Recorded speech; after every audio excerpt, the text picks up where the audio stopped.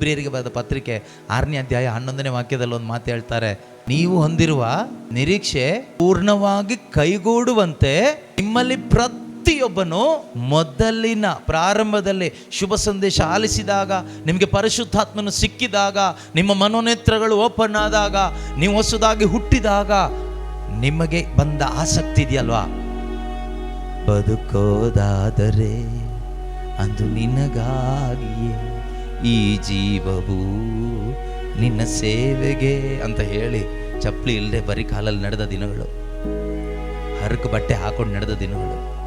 ಈಗ ಬ್ರ್ಯಾಂಡೆಡ್ ಶರ್ಟೇ ಬೇಕು, branded Puma ಅಥವಾ ಇನ್ಯಾವುದೋ ಕಂಪನಿದು ಶೂಸೇ ಬೇಕು, ಇರೋ ಬರೋ ವಾಚ್ ಇಲ್ಲದೆ ನಡೆದ ದಿನಗಳು. ಈಗ ಬ್ರ್ಯಾಂಡೆಡ್ ವಾಚೇ ಬೇಕು. ಮೊಬೈಲ್ ಫೋನ್ ಇಲ್ಲದೆ ನಡೆದ ದಿನಗಳು, ಈಗ ಐಫೋನೇ ಬೇಕು, ಐಪ್ಯಾಡೇ ಬೇಕು.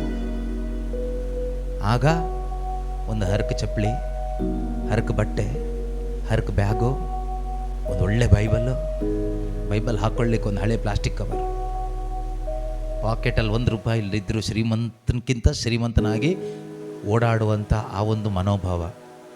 ಈಗ ನಮ್ಮ ಪರಿಸ್ಥಿತಿ ಹೇಗಾಗಿದೆ ಯೋಚನೆ ಮಾಡಿ ನೋಡಿ. ಗಟ್ಟಿ ಕಾಳಾದವರು ಜೊಳ್ಳುಗಳಾಗೋ ಸಾಧ್ಯತೆ ಇದೆ. ಹೆಂಗೆ ಜೊಳ್ಳಾಗ್ತೀವಿ ಅಂತ mind set, carnal mind set, ಶರೀರ ಸ್ವಭಾವಕ್ಕೆ ಒಳಗಾಗುವಾಗ ಮರಣಾವಸ್ಥೆಗೆ ಹೋಗ್ತಾ ಇದ್ದೀವಿ. 7ನೇ ವಾಕ್ಯ ಹೇಳುತ್ತೆ, ಶರೀರ ಸ್ವಭಾವದಲ್ಲೇ ಮಗ್ನವಾಗಿರುವ ಮನಸ್ಸು ದೇವರಿಗೆ ಶತ್ರು. The mind that is set on the flesh is hostile or enmity with God. ದೇವರಿಗೆ ನಾವೇನಾಗ್ತೀವಿ? ಶತ್ರುವಾಗಿ ಮಾರ್ಪಡ್ತೀವಿ. ಮೊದಲು ನಮಗೆ ದೇವರ ಮೇಲೆ ತುಂಬ ಪ್ರೀತಿ ಅಲ್ವಾ? ದೇವರ ಮೇಲೆ ತುಂಬ ಪ್ರೀತಿ. ಯೇಸು ಅಂದರೆ ಪ್ರಾಣ ಕೊಡ್ಲಿಕ್ಕೂ ತಯಾರಾಗಿರ್ತೀವಿ.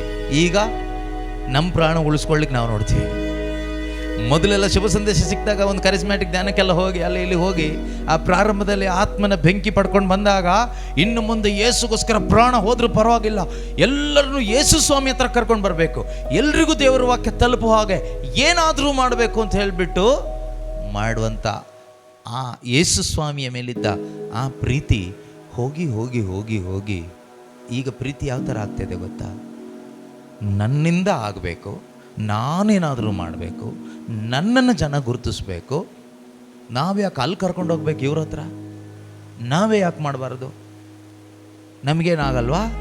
ನಮ್ಗೆ ಅಭಿಷೇಕ ಇಲ್ವಾ? ಇದೆಯೋ ಇಲ್ವಾ? ಮೊದಲು ನಮ್ಮ ಅಭಿಷೇಕ ನೋಡ್ತಾ ಇರಲಿಲ್ಲ, ಯೇಸುನ ಮಾತ್ರ ನೋಡ್ತಾ ಇದ್ವಿ. ಯೇಸು ಹತ್ರ ಇವ್ರನ್ನ ಸೇರಿಸ್ಬೇಕು ಅಂತ ಈಗ ನಮ್ಮ ಹತ್ರ ಸೇರಿಸ್ಕೋಬೇಕು. ಎಷ್ಟು ಜನನ ನಮ್ಮ ಗ್ರೂಪಿಗೆ ಎಳೆಯೋಕ್ಕಾಗುತ್ತೆ, ಎಷ್ಟು ಜನನ ನಮ್ಮ ಮಿನಿಸ್ಟ್ರಿಗೆ ಎಳೆಯೋಕ್ಕಾಗುತ್ತೆ, ಎಷ್ಟು ಜನನ ನಮ್ಮ ಸಭೆಗೆ ಎಳೆಯೋಕ್ಕಾಗುತ್ತೆ, ಎಷ್ಟು ಜನನ ನಮ್ಮ ತಂಡಕ್ಕೆ ಎಳೆಯೋಕ್ಕಾಗುತ್ತೆ. ಇದನ್ನು ನೋಡ್ತಾ ಇದ್ದೀವಿ.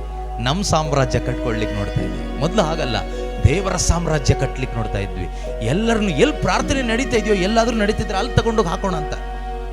ಈಗ ಹಾಗಲ್ಲ, ನಮ್ಮದು ಆಗಲಿ ಅಂತ ಯೇಸುನ ಪ್ರೀತಿ ಮಾಡುವಲ್ಲಿ ಗೊತ್ತಿಲ್ಲದ ಹಾಗೆ ಸೆಲ್ಫ್ ಲವ್ ಶುರುವಾಗಿ ಯೇಸುವಿನ ದ್ವೇಷ ಮಾಡಕ್ಕೆ ಬಂದಿದ್ದೀವಿ.